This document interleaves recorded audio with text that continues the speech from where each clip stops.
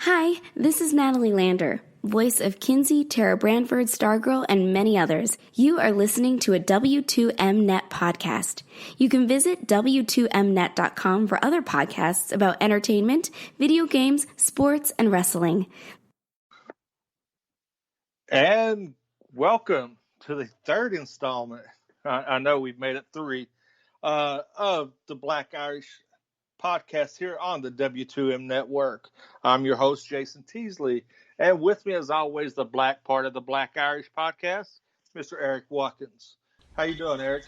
I'm not too bad. Today, in the words of Ice Cube, today was a good day.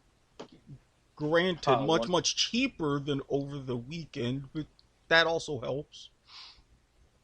Well, yeah, I mean, definitely had a eventful weekend myself. Trying to get everything squared away. Had to run some few errands. Dropped $70 on a dinner that my daughter barely even ate. So, yeah. But tonight's episode, we've been talking about this really on and off throughout the past week since our last episode dropped, that you can find here in the archives of the W2M network. Tonight's episode, we're going to label as How Not to Be You.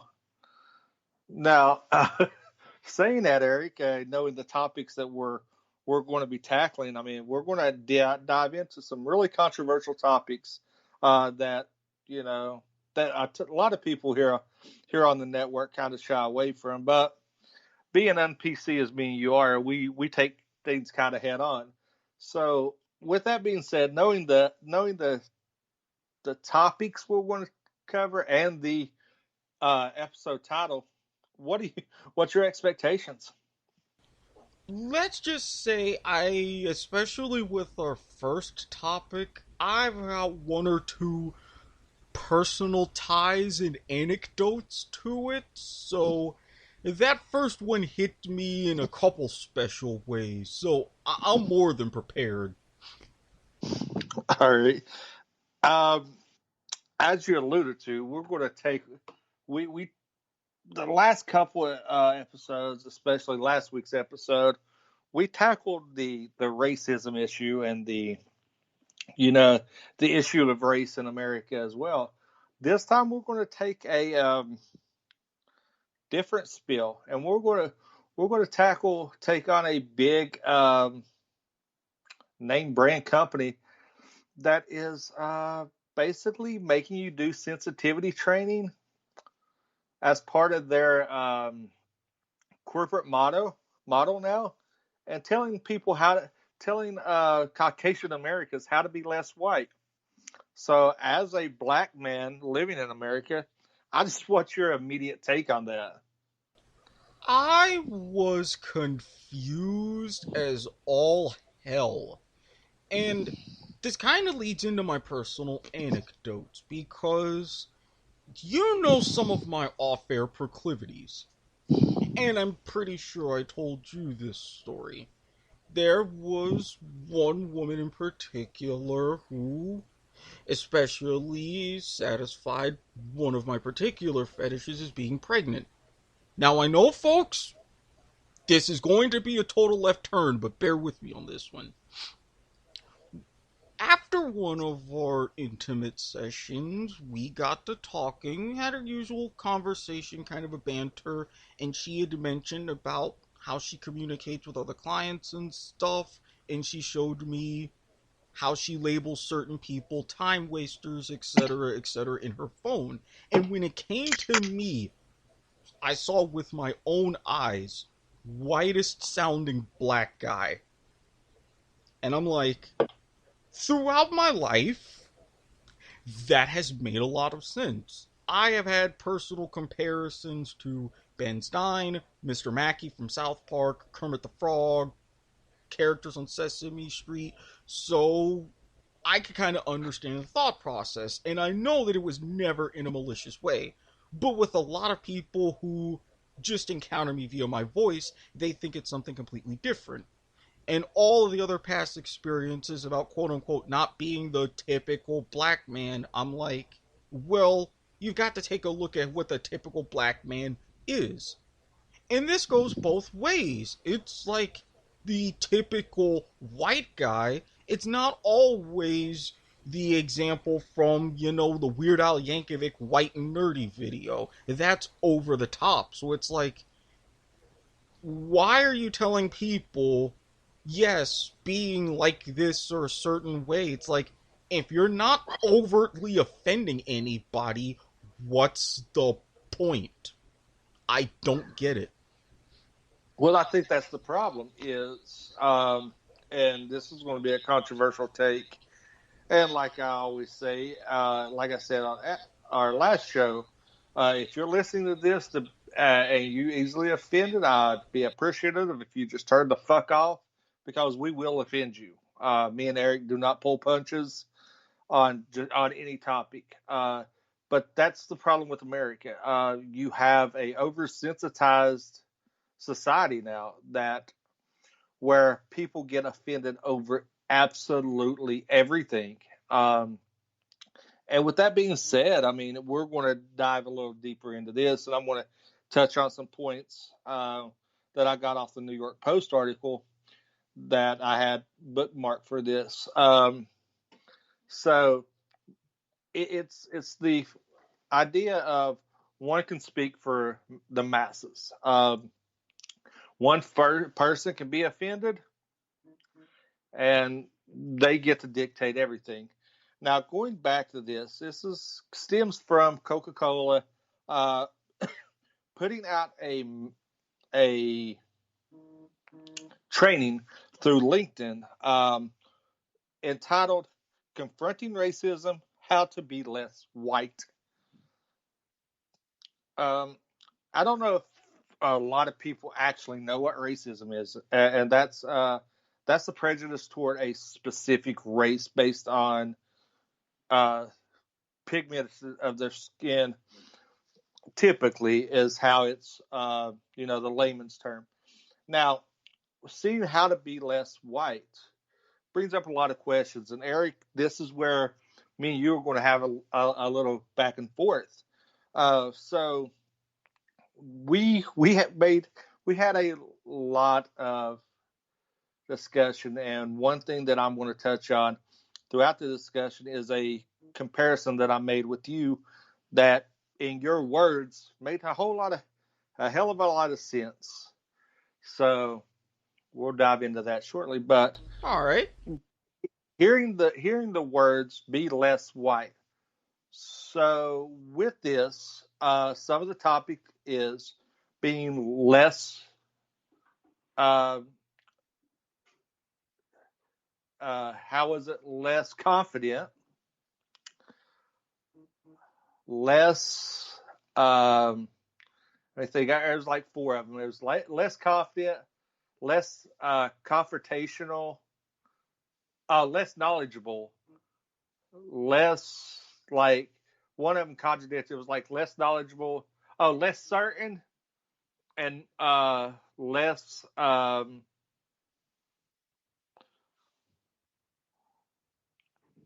Let me find it. I'm trying.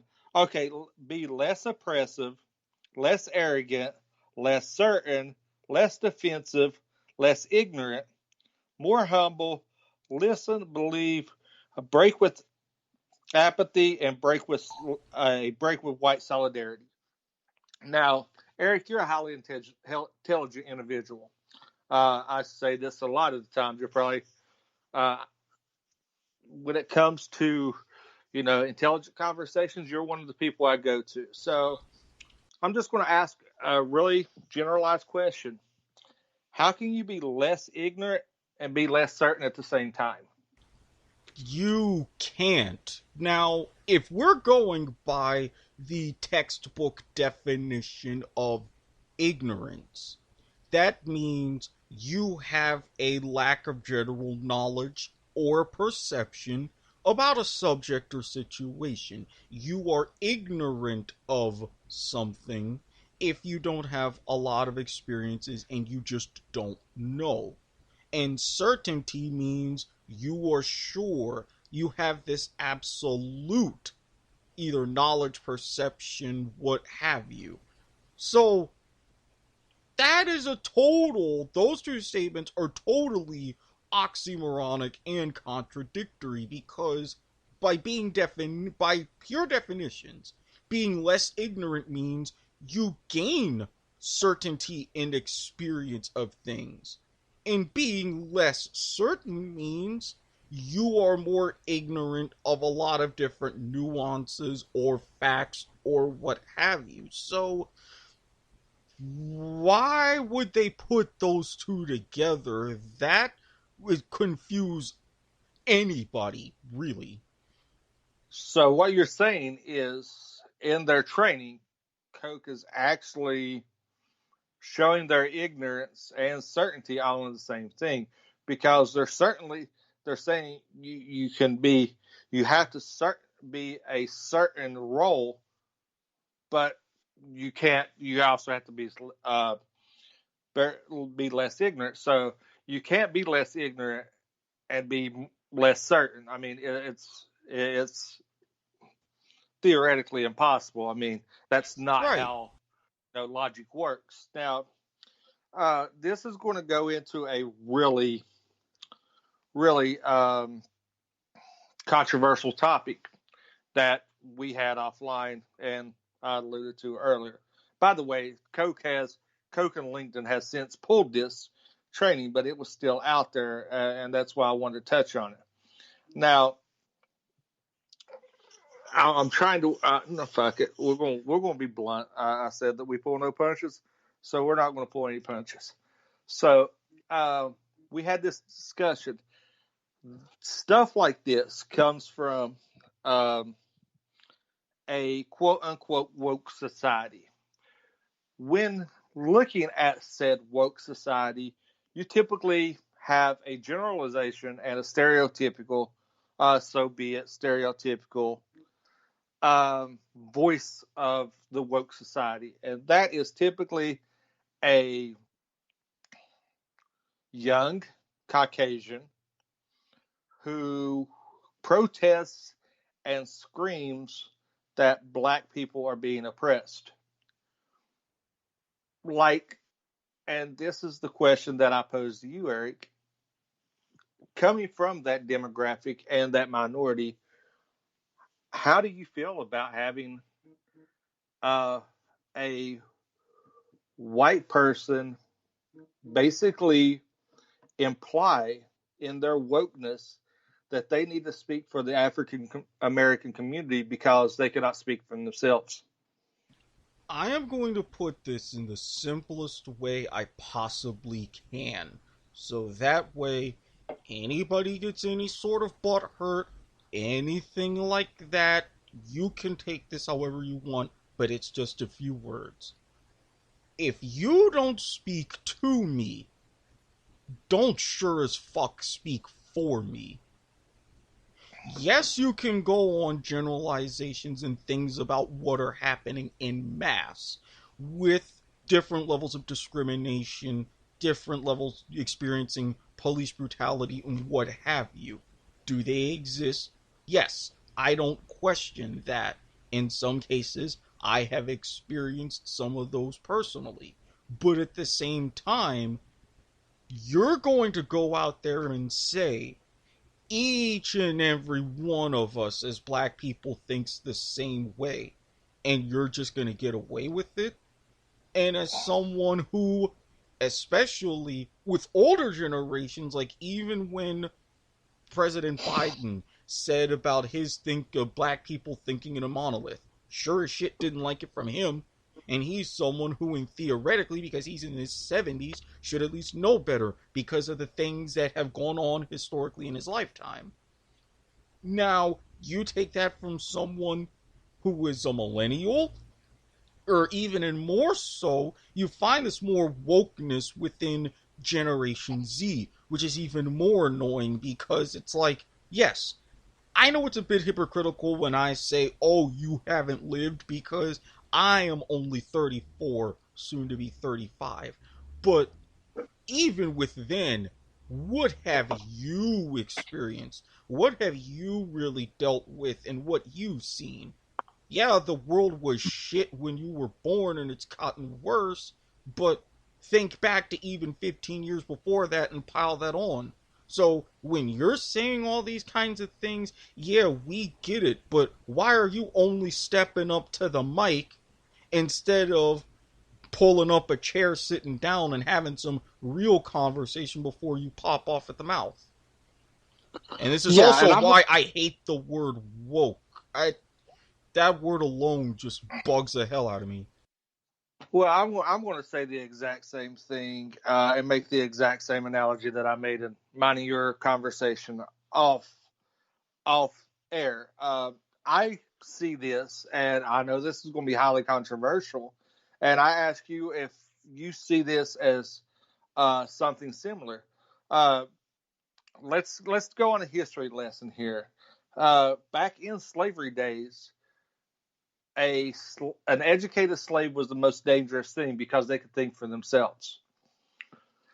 So typically, you had the quote unquote master of the plantation speaking for them because they wasn't educated enough to speak and think for themselves. And I was very blunt. I said, Eric, do you feel like this is kind of the new version and the woke generation's version of a slave master relationship? And you told me, it's like, that's a very good correlation because it's like you have these people who want to speak for a demographic they know nothing about, a generation, a livelihood that you know nothing about, and you're implying that African Americans are uneducated and they can't speak for themselves, which really offends me because, like I said, me and you are really, I mean, you're one of my best friends. You're one you're one of the most intelligent individuals I know. When me and you have sat down, we have very open, very intellectual conversations. We don't get offended. We say what we feel. We discuss it. We hash it out.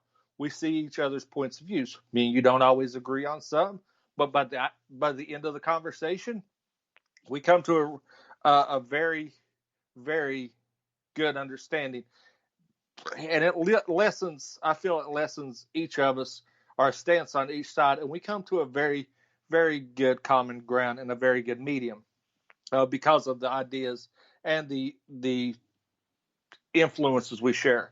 Now, growing up, everybody that has listened to me on the WN2M network has listened to the kickoff. Not so much here because this is a brand new show. I recently lost my mom. I grew up in a small town in West Virginia where you was basically the term of it takes a village implied in my community. We didn't see color. I had several black friends who, if they seen my mother out in public, they did not refer to her as Miss Teasley. They did not refer to her as Georgetta. They referred to her as Mom. Because growing up, I didn't see color.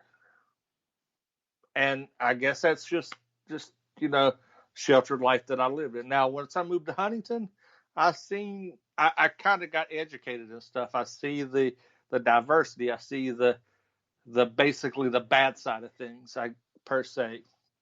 So looking at this, I mean, how does it make you feel? I mean, do you agree with that correlation that it's kind of the going back to the kind of master slave mentality of they're not educated enough, so we have to speak for them? I really do. And I honestly think in some ways it's worse now than it was in the days of slavery. Because, and I have always said this, I've said this on Point of Viewer, I've said this, in my conversations with you, I probably have said it here on our previous episodes, you can check through the archives, and I say this all the time. When you control the information getting out, you can control that narrative. Back in the days of slavery, There wasn't a whole lot of information to get out. Everything was mostly written. You had either newspapers or word of mouth communication. And for slaves, you had your masters and everyone else make sure, okay, don't let them figure out ways to read or write. Don't teach them the alphabet, a lot of these things. They'll know how to talk to a certain extent, but that's it. That was all that they had to control, and it was damn successful. You had those few that learned and studied and even wrote books and what have you, and that really pissed off a lot of the white folks. Now, fast forward to today. You've got this whole education set up. Our educational system is shit as is across the board. Now you look at it for black people and other people of color. It's even shittier because you have those same white people, descendants of, or new ones coming along, controlling this mindset because we have things like private prisons and all these things. And even in high school, my shop teacher read to us a whole big article that said, hey, you don't want a black man to know something? Put it in a book. He'll never read it. So you have all these kids who want to read and achieve and do things like myself. A lot of them aren't given those resources as the same as white people. A lot of them aren't given these same tools, and those who are and who have ways to get them and people to fight for them, they scratch and claw and they can accomplish so many things. So you have that part of that set up where everything's already tampered down. Now you don't even have your older people. You have the younger people who grew up in this situation that aren't entirely ignorant of it. They've had to have seen to some extent what's going on, going off and saying, oh, well, they don't have this or they don't have that, so I've got to be the one to tell them. When you're going ahead and spreading this to the masses, instead of doing this and saying, hey, why don't I use my resources and everything of what I have to invest and close this gap? No, I'm just going to yell and scream about it, but I'm not always going to be one to quick to fix anything. That sounds a lot like master-slave kind of stuff to me. And this is going to dovetail into something. You opened up a very big door, and I'm just going to walk my white privileged ass on through, I guess, since, I have white privilege, supposedly. So, with that being said, so you brought up a good analogy. So, all these people that are wanting restitution from what happened 400 years ago or so, 200 years ago, that happened in our past, 200 years, that happened in our past. So you're saying that all these people that are begging for restitution are basically letting the same thing go on today willingly due to following people blindly and letting other people to speak for them and not having a mind of themselves. Some are, some aren't. And this is the whole thing about ineffectual leadership. Those who step up the mantle, white and black, I can't single out a soul in this case. They're saying, oh, we should get reparations for all these things that happened to us and this and that. All right. From a financial argument, one that is minimally talked about, how do you quantify it? Because yes, if you look at those who were in the Japanese internment camps post-World War II, our government has set a mild precedent of it, to get that out of the way. So how do you quantify it? And then, at the same time, has anybody ever really thought what they're going to do if and when that time came and everybody just got cut a blank check? I mean, I'm sure a lot of us have seen the reparations bit on Chappelle's show. There were large kernels of truth. You don't have anybody really. Yes, you do have a LeBron James building the I Promise school, saying, hey, I've got money, I've got resources, I'm going to invest in my community. You've got Chance the Rapper. I've got money, I've got resources, I'm going to invest in my community. Then at the same time, you've got people like Oprah, who would rather build a school in South Africa and brag like shit about her homegrown avocado trees rather than give a shit about anybody in Chicago, where she really got her start. So, you give all of these people money, how much change are you really going to see? You're going to have those who are going to invest and make a tangible, real difference. And then you've got others, you're going to be seeing a lot more tricked out Rolls Royces and diamonds on your fucking head and grills and all this and that. So, that's going to be right invested right in the economy. Great. But how well does the economy do for your average schmucks like ourselves? The economy benefits the 1%. So you do that, what are the odds that they wouldn't just go ahead and keep printing that because it's a cycle that benefits themselves?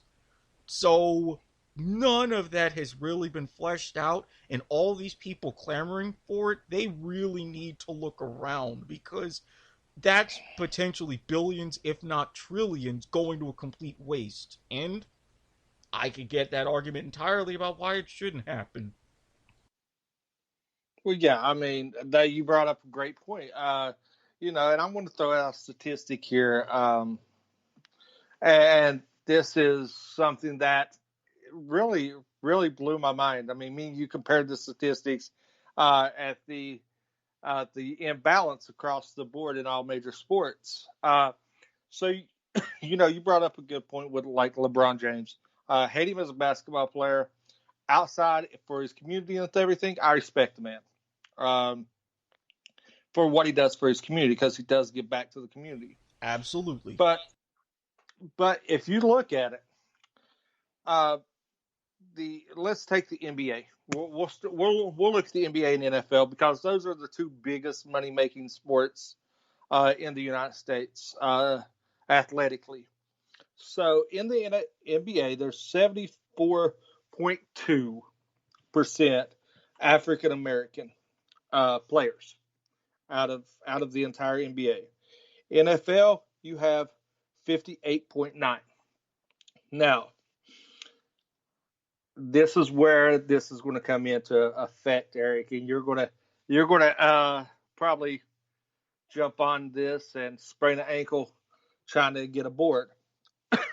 So when you see these athletes and stuff and doing interviews, they can barely put a coherent sentence together. So you take this youth, typically they do not come from wealthy families or wealthy education systems. They're usually public school kids that see sports as their way out of their home life. Typically, they don't get the best education. Inner city schools, public school system as a whole suck. Um, and you throw money at these kids, millions and millions of dollars. They to a to a kid who has never had money and has never known that lifestyle. They get the me first mentality. They forget where they came from. Now, I'm not saying all, I'm saying a vast majority. Oh yeah, I've seen that many a times. I'm with you so far. So if if you if these kids, and that's what some of them are kids, uh, were, and we'll do the opposite side too, because it's a stark contrast. If they gave back to their community to build up their communities, which they came from, and helped build and shape them to get to where they were, do you think we would see the inner city struggle like they do, or do you think it would not make very much of an impact? Honestly, I don't think you would see as big of a struggle. I mean, if you were to go ahead, like some of these kids, in essence, coming out of high school, rant in a story for another day, the system of how college education works for athletes and non-athletes, whole different world. But if you have like these, 19, 20, 21-year-old kids, they take even portions of these fat contracts. Say, hey, I'm going to upgrade for my high school, middle school, elementary school. I'm going to get them better computers, bigger library, all kinds of stuff around, getting a center so they can go, so they're not out on the street and all these things. There's a lot of stuff that they can do to where it wouldn't be as much of a struggle. Would there still be some? Yes. But the impact would still be very significant. Now, there's a lot of things that they couldn't control, but if you go ahead and you step up in your community by investing in a lot of these ways, so that way sports isn't the only way out of the hood, that whole generation would be entirely better for it. And exactly and that's what we're going to do the stark contrast next. But I think that opportunity breeds success. If you don't have the opportunity, therefore, you have to. If you struggle to get the opportunity, you're going to struggle to succeed. I mean, that's why there's such a low percentage of athletes that go to D1 schools. A D3 school will give you just as good an education as a D1 school. In It just some doesn't have instances, in some instances, better. Yeah, it just doesn't have the marquee name. And that mentality you have to get rid of, which we're going to go on at a future episode. We're going to tackle the education system in America. I just wanted to really briefly touch on this. Now, let's do the stark contrast of that. Suburban white kids that have all these opportunities that can go to private schools because their parents can afford it and stuff, education-wise, they have better opportunities. Granted, I mean that's a given because going back because they have the opportunity, they have the resources there to prepare themselves better in life. And like I said, we'll tackle this in a future episode when we talk about the education system in America. I'm just taking a look at it from a diverse race standpoint that people want to say that everybody is equal. I don't believe that. Equal opportunity is there. You have to work for it.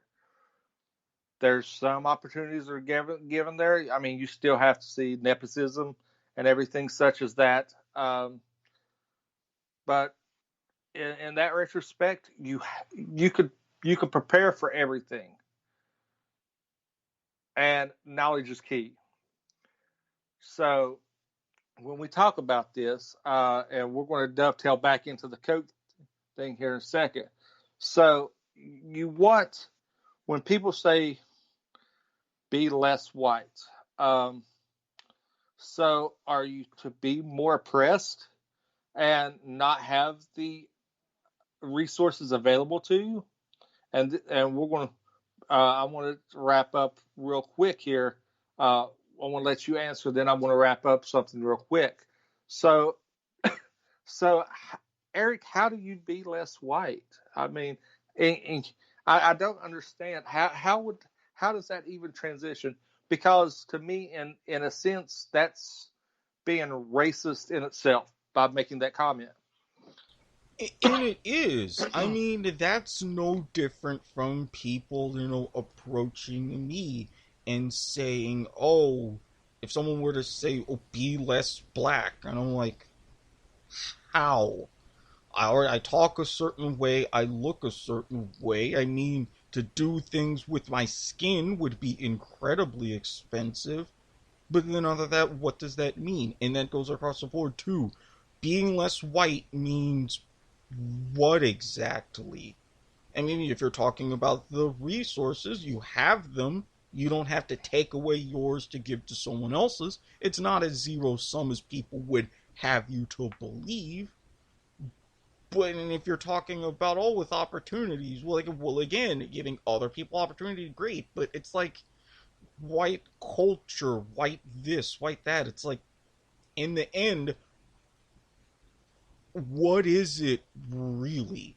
And that's something that a lot of times I struggle to find out, aside from different things you see on TV, like your shows from the 50s, or Leave It to Beaver, your Andy Griffith and your Mayberry RFD, to other things like poking fun at everybody in Appalachia and this and that.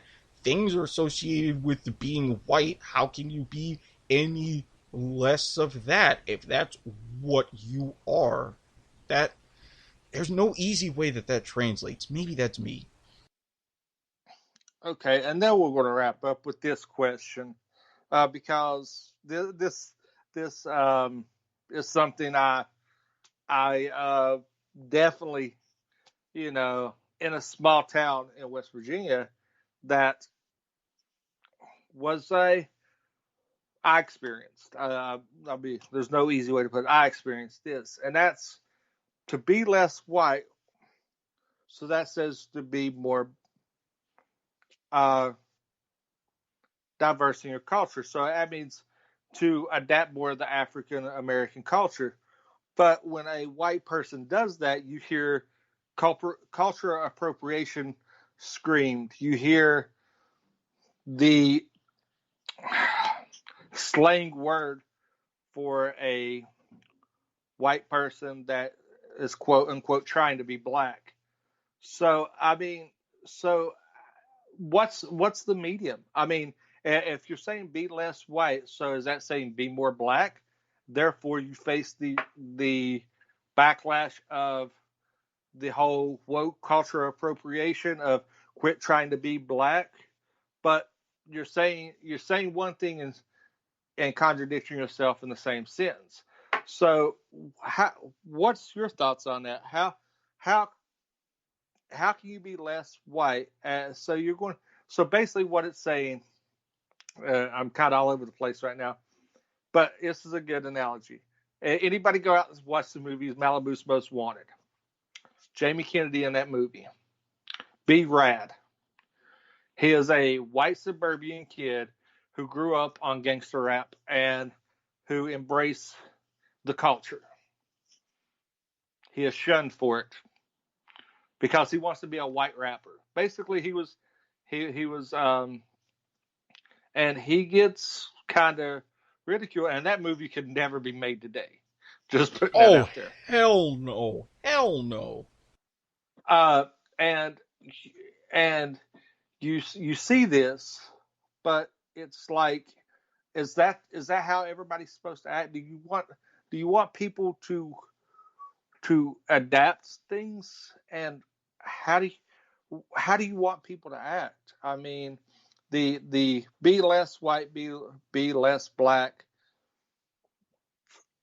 The basic question is, what do you consider white? What do you consider black? I mean, I don't know how to be either one. I don't know. I don't know how to.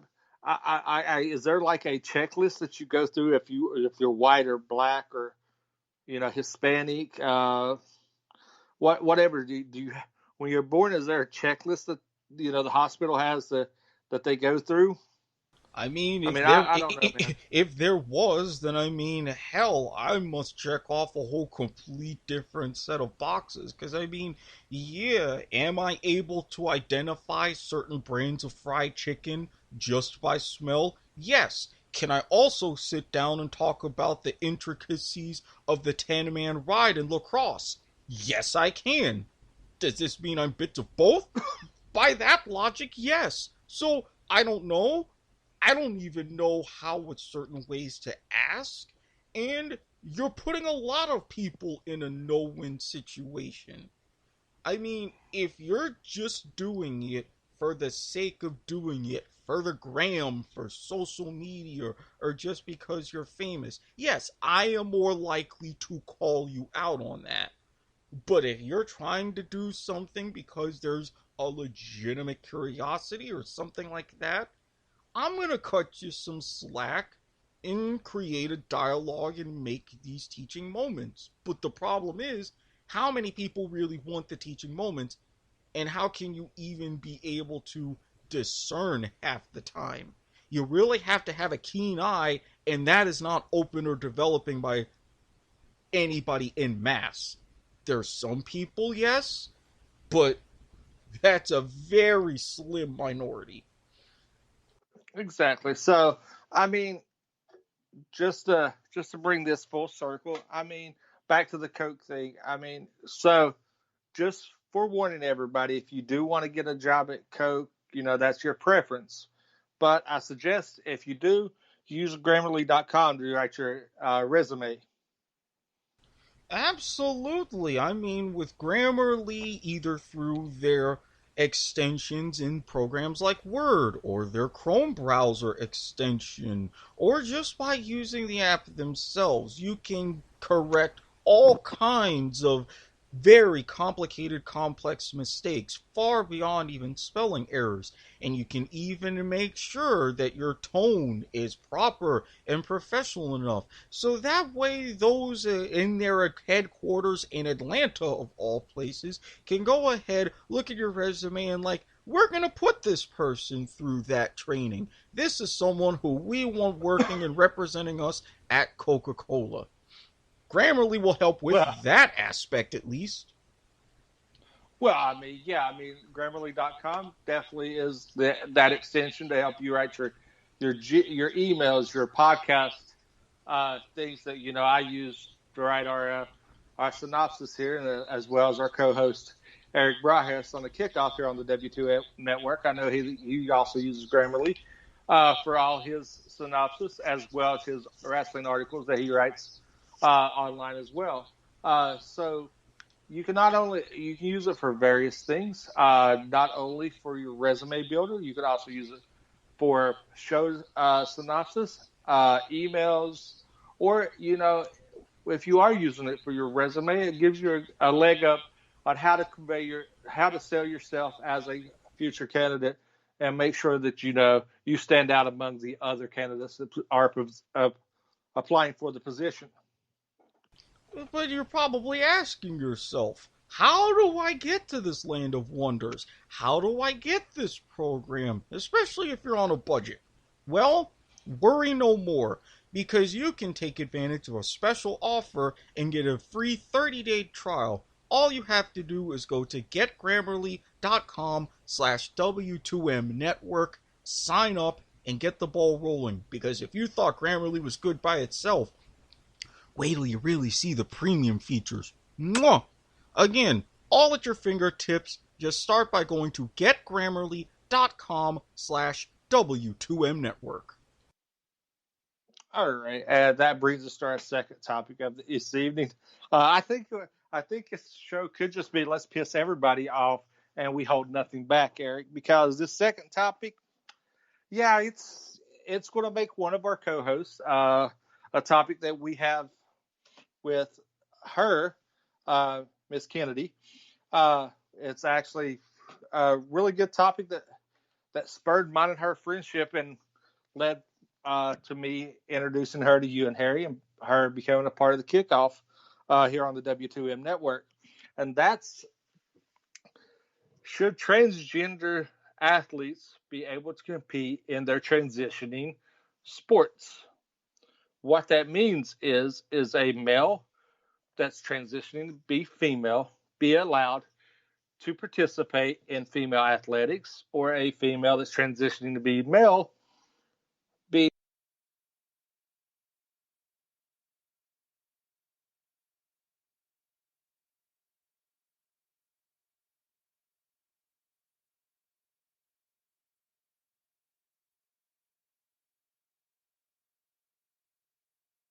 chime in and pepper some of my thoughts and opinions as we work through this.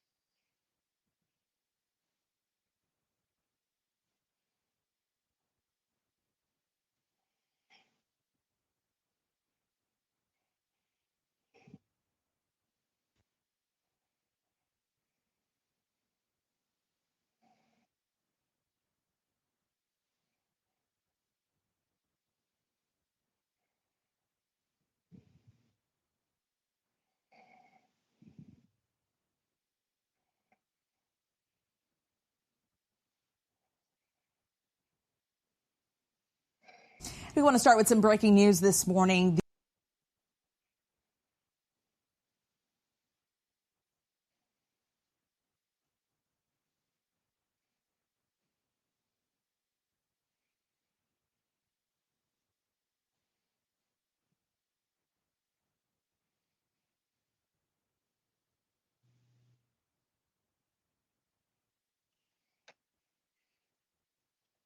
Well, I got peeks behind the curtain, certain things and certain stuff, and yeah, I'm probably going to have to start over because I don't know how much of that went out.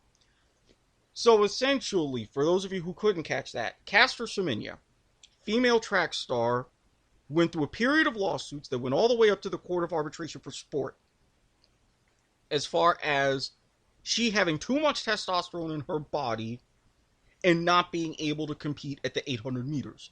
And this were lawsuits after lawsuits after lawsuits after lawsuits. And at the latest track, going back to 2019, she lost her right to compete because of her body producing too much testosterone naturally and having in the committees asking her, hey, you've got to take this medication to be within acceptable limits of testosterone versus estrogen and things like that.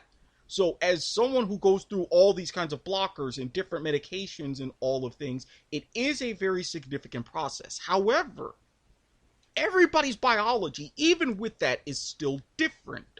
You're still going to have some biological advantages and disadvantages. If you were transitioning to a male, yes, you are going to get testosterone injections and everything, but it's going to take time for your body to produce that naturally. So if you are competing to men who were assigned male at birth and who have those hormones, you're going to be at a disadvantage in some ways. Some cases significant. Same thing, if you are transitioning male to female, your body is going to take time and still not produce all of the estrogen as if you were assigned female at birth and were producing that naturally. So you're going to have an advantage in your levels of testosterone, as in Semenya's case. So I can get the argument from that pure stance. It wouldn't make sense because you're going to be writing and rewriting all kinds of different record books just because of biological nature. Now, for those who are intersex and have X and Y chromosomes in their biology, that's an entirely different realm altogether. I don't even think I could touch on that one fully. Now, yeah, I mean, I'm right there with you. Now, in no way am I against. I don't care if you're transgender. It does not affect me. That's my stance on it. If you're transitioning to be a male, so be it. If you're transitioning to be a female, so be it. If you want to identify as a fucking toaster, so be it. It does not impact my everyday life. My stance on this is from I'm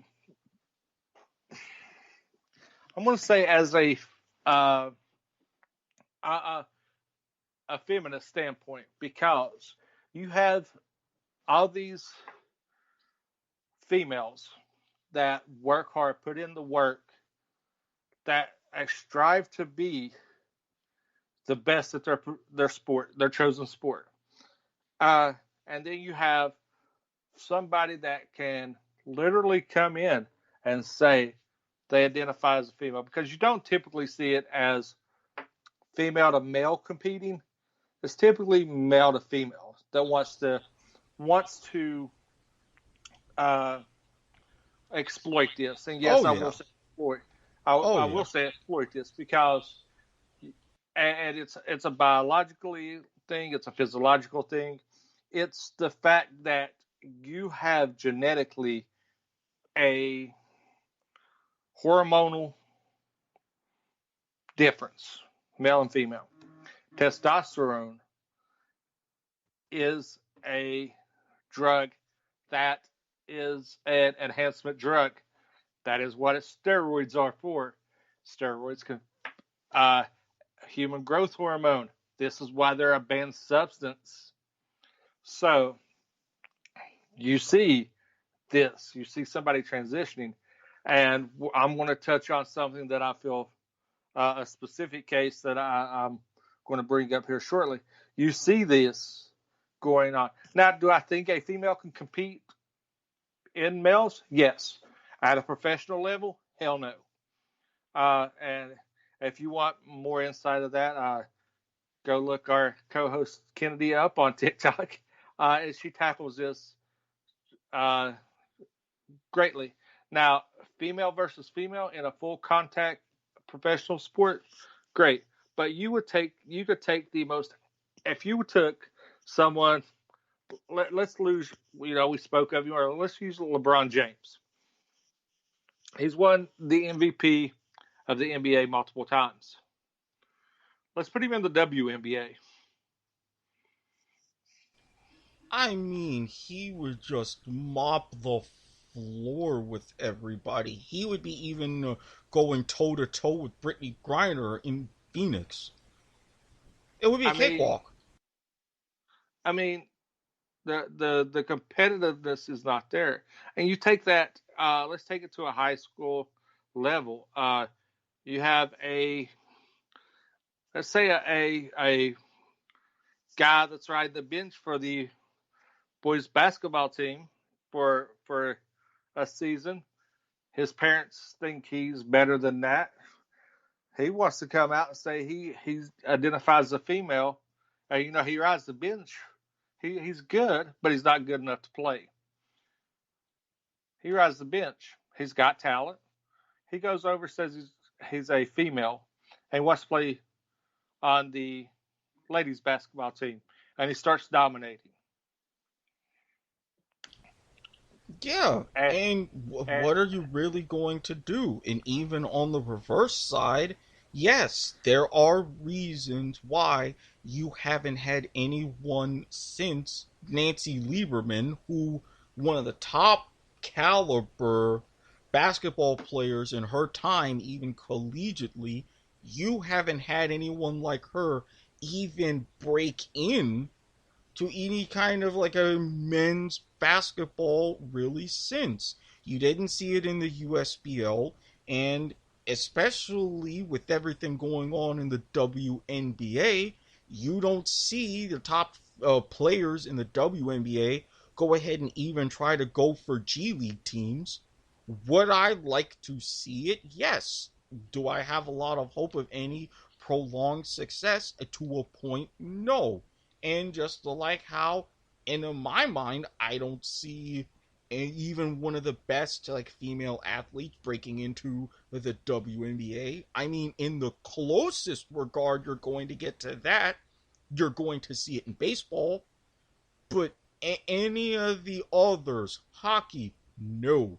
Soccer, maybe, but that would take a bit of an effort.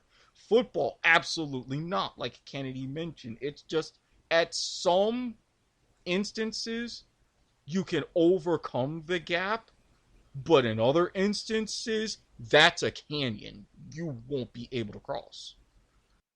Yeah. Now, like I said earlier in the conversation, a female transitioning to a male-dominated sport, I fully support. But they must know the risk in doing so. Absolutely, I'm there with you. I feel that if a male transitioning goes to a female sport, I think it's an unfair advantage.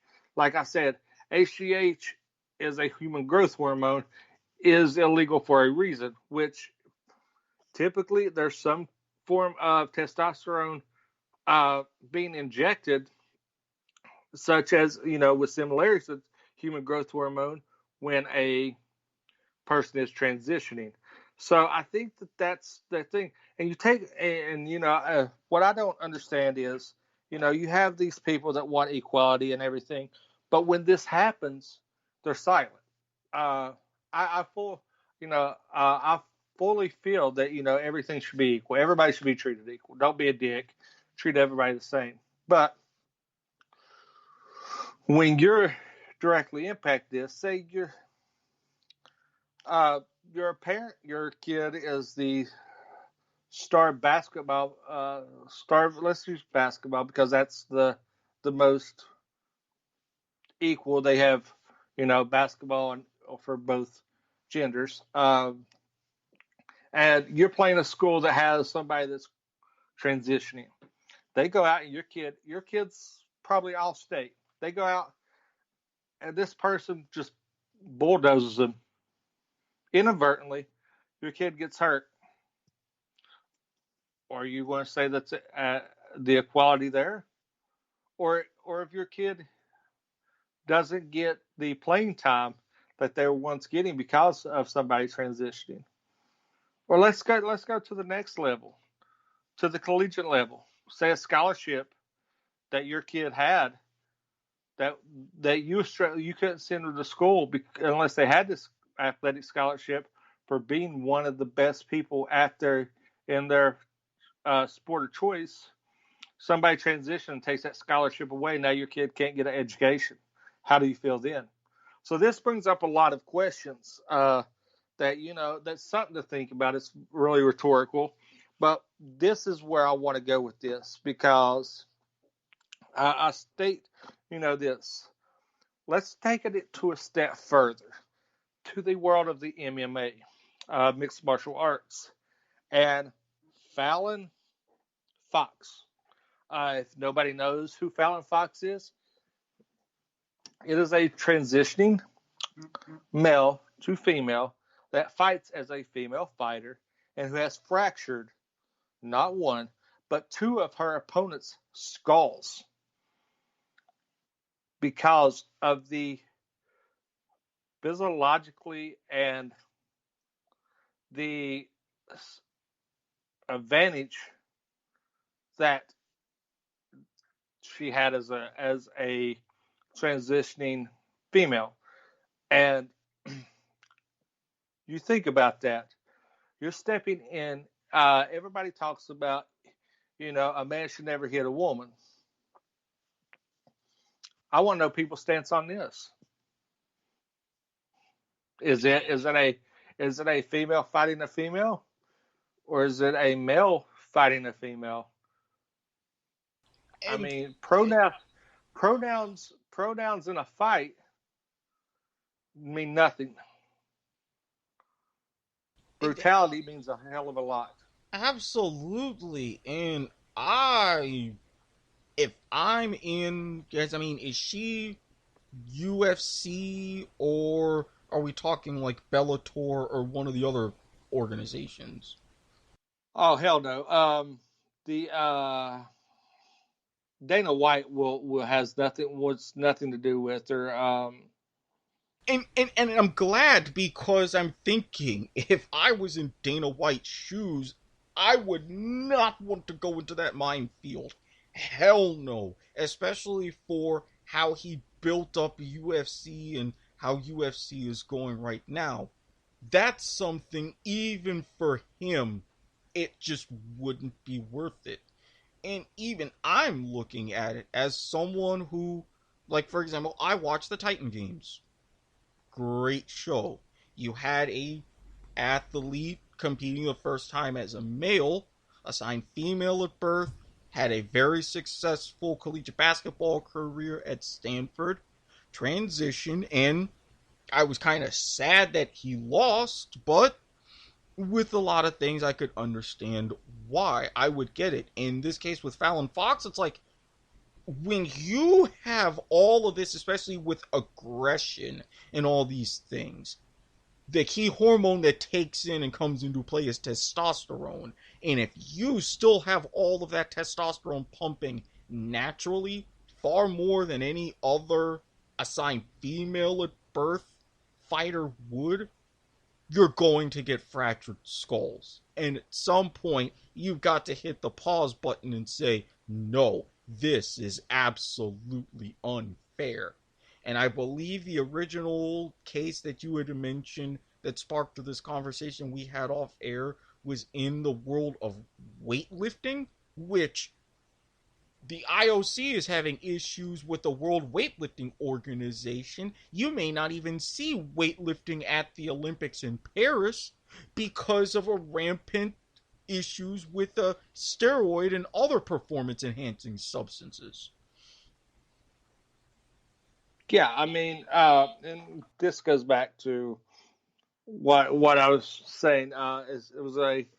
Is a comedian who was in the UK who went and stated that he identified as a female and went and broke every female weightlifting record that stood in the UK in his warm up sets. Not actually trying, in warm up sets. Now take that into consideration. I mean, it is one of those things that is mind blowing.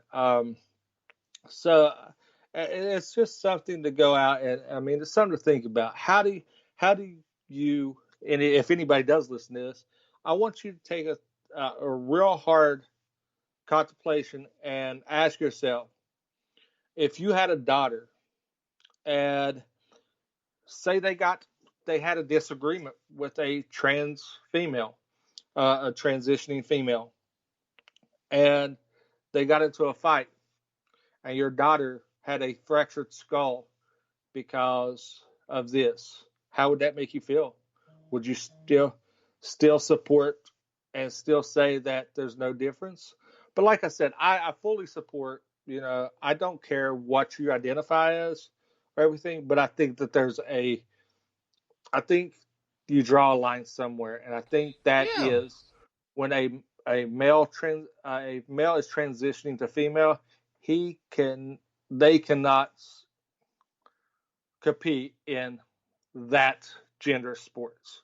And that's all I have to say about it. I'll give you the last word, Eric, on the topic. Yeah, as someone who, and like I've said before, I'm all in with the LGBTQIA plus spectrum. I've got 6 of those 7 letters covered by someone, if not multiple people, in my personal life. I'm for it. I'm with you. I get all of your struggles and all of that. I'm right there. However, and I'm sure I'll use some of them, not a lot, but I could bet there's a few out there who's on our side with this. There's some kind of line when you're competing when biologics are key.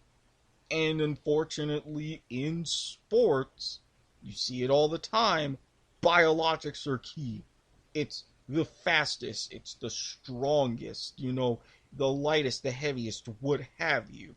So if you're doing this and talking about messing with your body in any kind of way, there's going to be some sort of consequences and you're going to be looked at differently. And unfortunately, even though in the case of transgenders, it's not messing with your body, it's aligning your body with how you feel, your perceptions, and everything, so that way you will feel whole mentally and as a person. That's how it should be.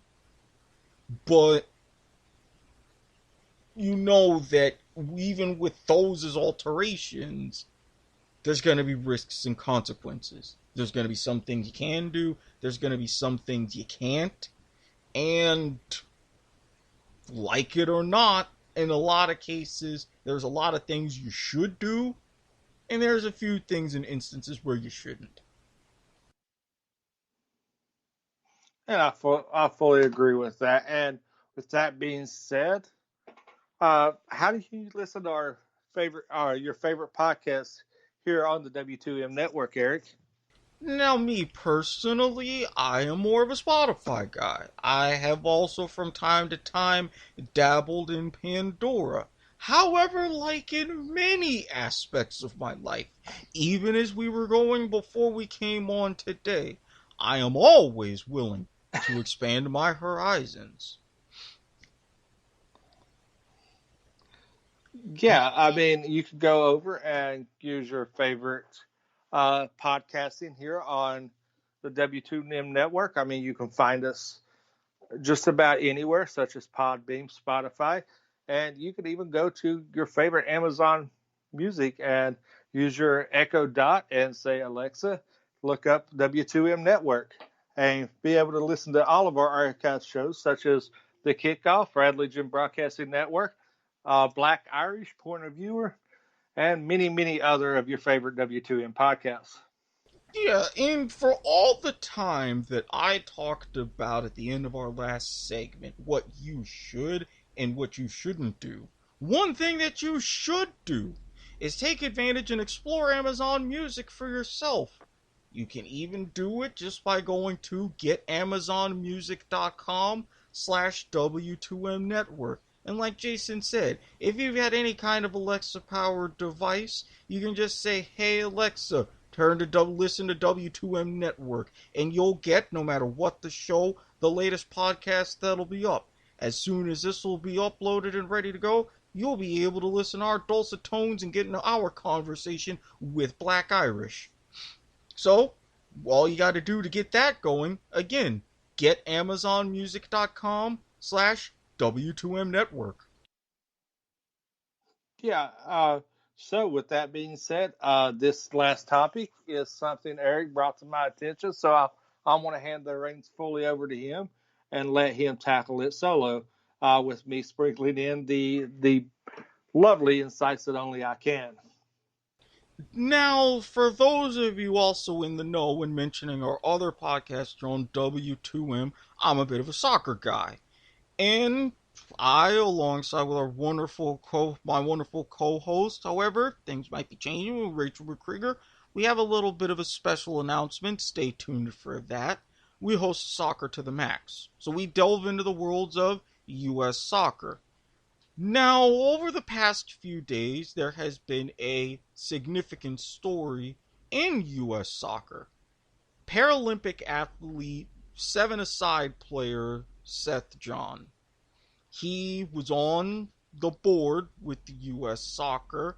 However, as it came time with a vote to repeal the policy which forbade athletes from kneeling for the national anthem, something that passed with over 71% of the weighted vote. Well, as we all should, we have the right to speak our piece if we are for or against these policies. Seth John took it one step further, basically mentioning, and I will throw in the article in the description for those of you who want to take a look, that, things like police brutality and all this stuff against black people, it really doesn't exist.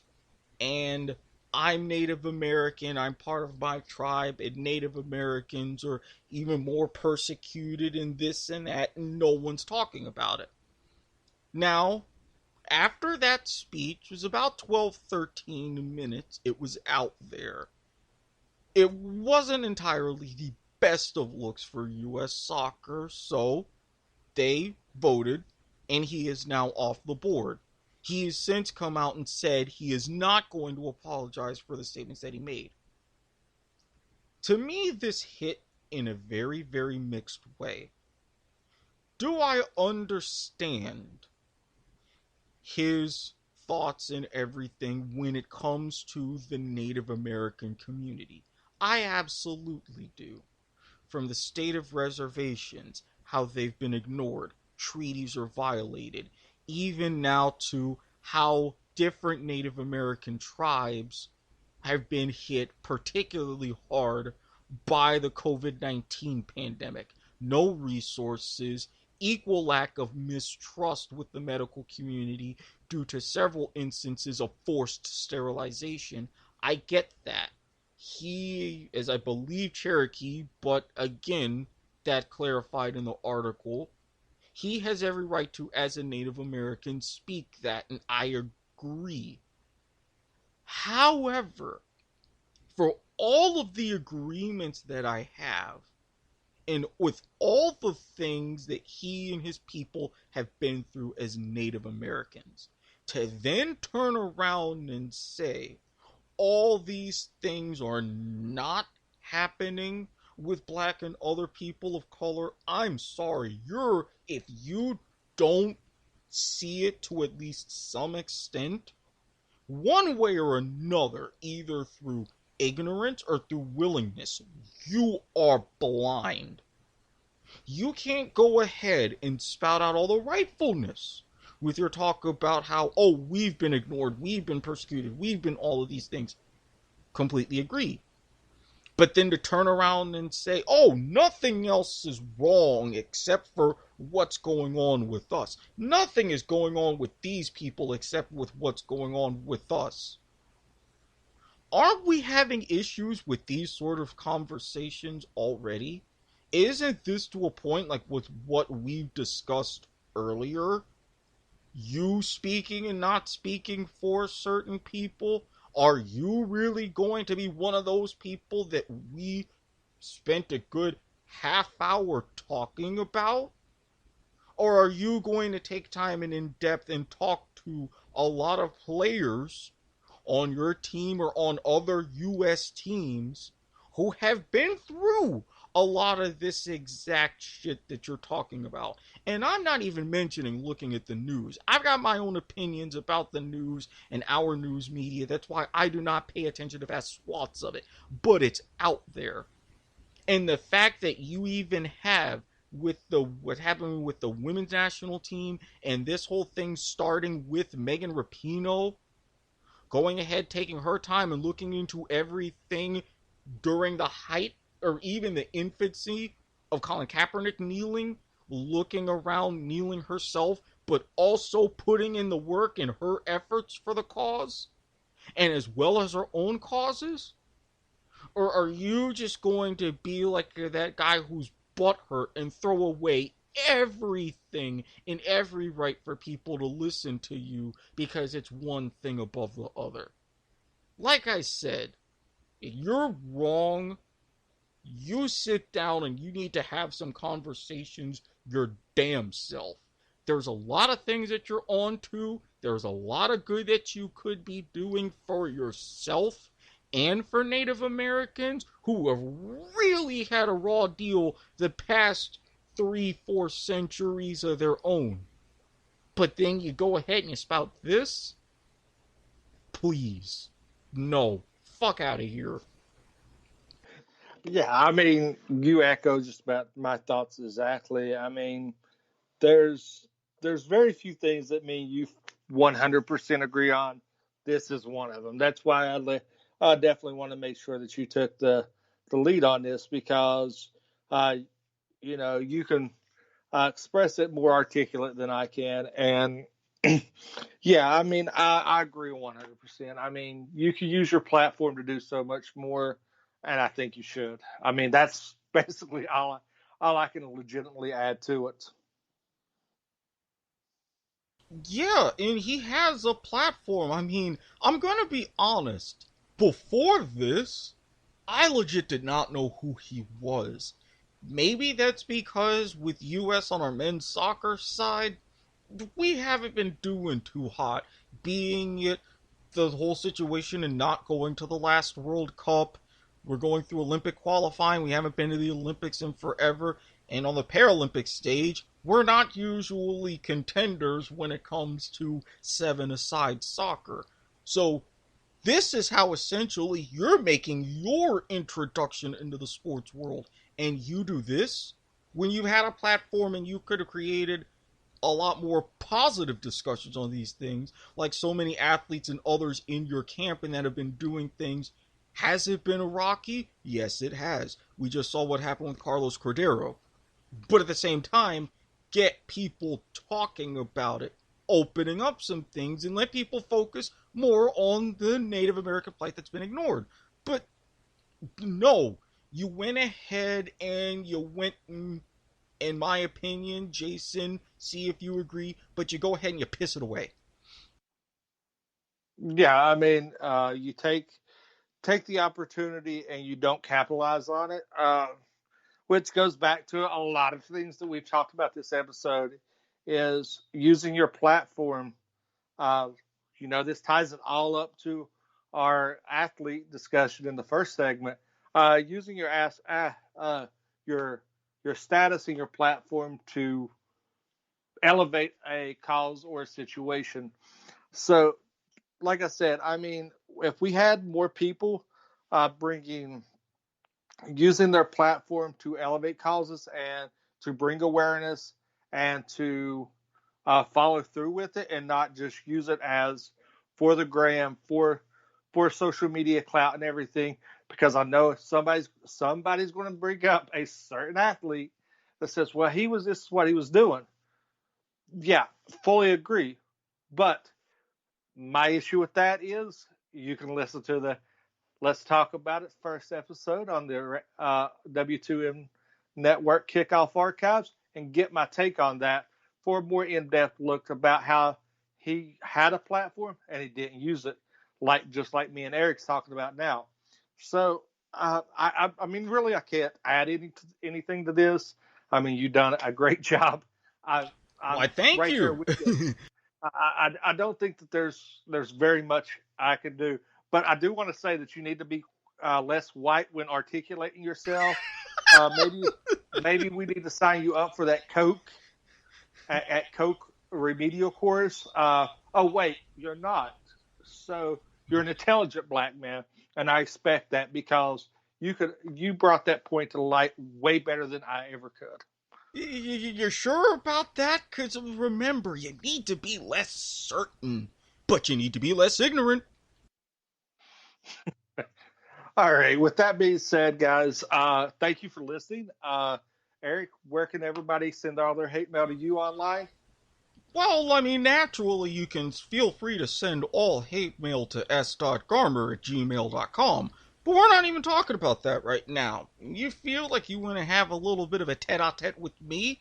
You can find me on Twitter @SquidSportsHead. We could sit, hopefully continue an intelligent discussion. I'm all for it. Or you can catch me live tweeting various events when I have the chance.